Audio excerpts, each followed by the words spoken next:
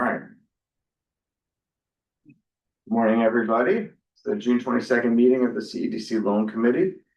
First item on the agenda are the minutes from May 18th. Do we have a motion to accept the minutes? I'll make that motion. I'll second. Gary second. All in favor? Aye. Any opposed? Motion carries. All right, next item on the agenda is portfolio dashboard. I'll turn it over to Martha for this. Oh, thank you. Loan client A is a restaurant, and I think we're familiar with their situation. Loan client B is a boat owner, and we've talked about that one as well. Loan client C just made a payment last week, but they're still 30 days in arrears. It's a pretty clean report, but we do have 3 other clients that we're watching carefully. One, we rewrote the loan to bring him current and to lower his monthly payment, and he missed the first payment, which was due May 15th, but we have spoken to him. We're expecting a payment this week. Then we have 2 clients that their first payment was due on June 15th, and we haven't heard from them. So we will be making phone calls today. That's always a little bit discouraging. And that pretty well sums it up. Does anyone have any questions on the dashboard? No, it looks good. None here.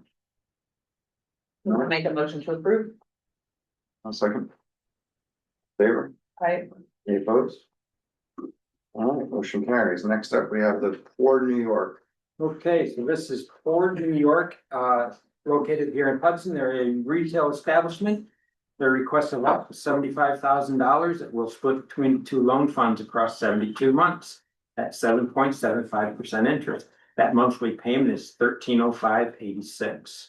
Purpose of the loan: equipment purchases, inventory purchases, and working capital.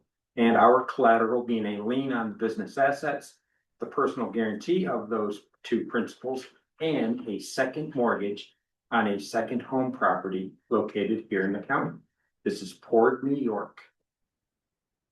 A couple quick questions. So I noticed here in the weaknesses, we have current business debt with predatory terms. We shouldn't use that word. Well, We should not use that term because these are perfectly allowed. No, it's actually a Shopify loan, which is the those same. are, Well, I wouldn't disagree with you there. But, is there any collateral for that? Like, is our lien first, or do they actually have an see on that? We're already, no, we're no longer in position with them. They were an existing borrower of ours for some time. This would be, I think, in second or third position on the lien and a second mortgage On the home. on the home. So our previous lien, we can't just keep that. That has now lapsed. We paid it off. Yes. And that Shopify does. So. On the revenue 2026, I assume that is not annualized, that's just the profit. That is the P&L for the first 6 months of the year. I would imagine their second 6 months is probably a lot stronger in general. Because of the wholesale side. This is that Yeah. the business is seeing a rapid growth in the wholesale market. Now serving, I think it was 500 stores nationally. So they should well exceed the 2025 sales. Yes. More than double that. projections show. The projections look good. I have some questions just because I'm actually a packaging person from advertising, and I've done candle, like with people branded candles. So I'm just curious about their kind of cost per units of the packaging and where they pour and where they get their vessels from and all these things that I've actually worked on and know price points on. I don't know where they source all of their ingredients. Currently, they're working out of a space in the Commerce Park, which isn't large enough. So they expect Christmas orders are going to be starting in the next couple of months. And they are envisioning moving to a new space where they have a loading dock and they have much more room to be doing the production. So they're pouring all their own candles. All of it. And we don't know anything about their packaging, because I didn't see any numbers on that. I don't know what the cost is. Although she put something into the projections. And Under we could their look back into expenses. that. What was their corporate background?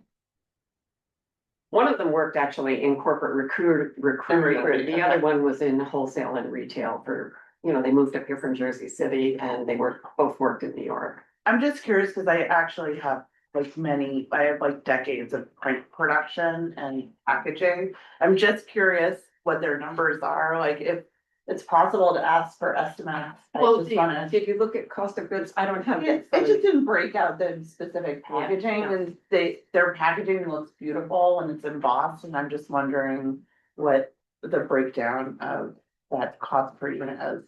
So you specifically want to see the cost of the boxes? and The printing. packaging, well, they have a vessel, then it's what goes inside the vessel. And then the outer packaging. Have you seen an example of it? Yeah, Oh, yeah. and then it's just in a box. Yeah, Yeah. the box comes with it. It's just a outer box like that. It Yeah. doesn't have like a base. It looks like a Yeah. I'm box just on cur- top. Yeah, I'm just curious with their packaging. We can ask. I know, I just happen to Sure. know this really well and. Do you want us to ask for it? Yeah, cause they don't have a background in it, like I've been doing it 30 years, They I can just help wanna, cut their costs. I can help them cut their costs. It's just something that comes down to the cost per unit and what their revenue is, if I could help them capture more revenue. I just am curious about that.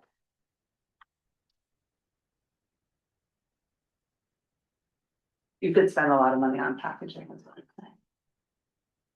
Like 70% of the cost per unit could be packaging, yeah.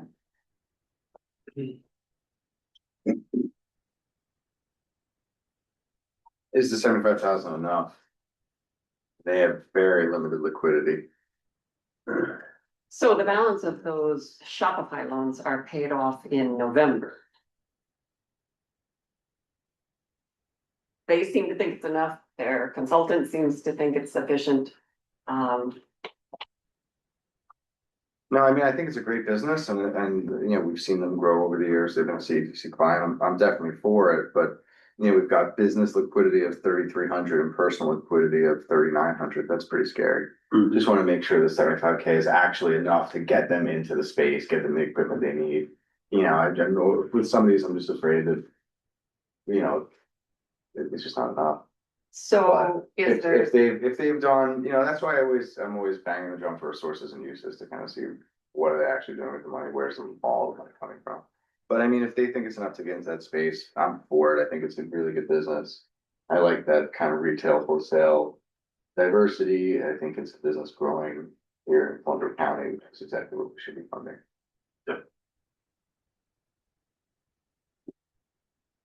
so Can we Well, proceed? I would get- Can we proceed, but still get you the information? you Yeah, of wanted? course, I just wanna be able to, Dig into it a little more. just a little bit, just because I happen to know this. Yeah. Sector.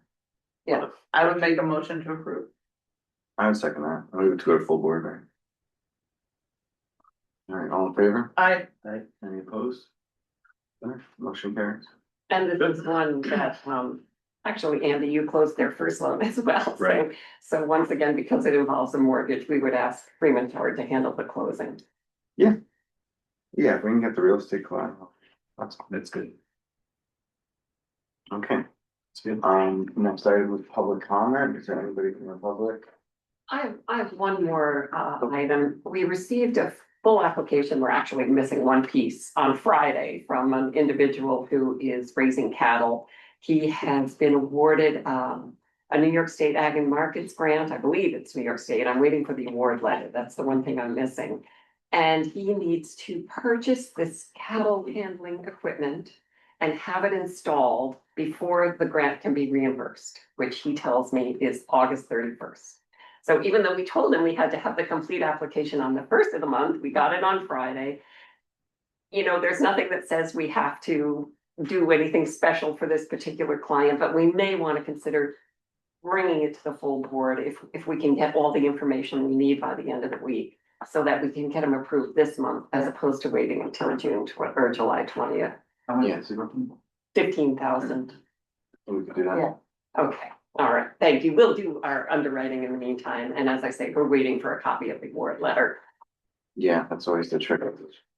I know, and I always hate to bypass the loan committee, but it seems fairly straightforward, so.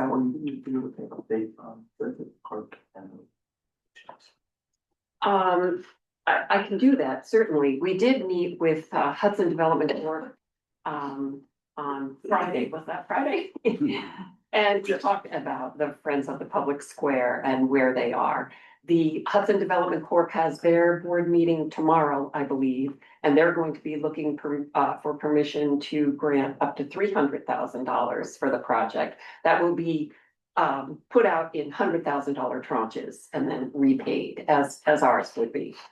We'll know tomorrow whether or not that has been approved.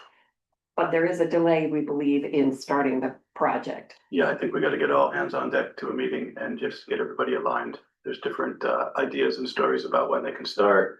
And at the end of the day, the mayor's is probably the one that's the most relevant. And he wants to make sure they don't start with a big lag.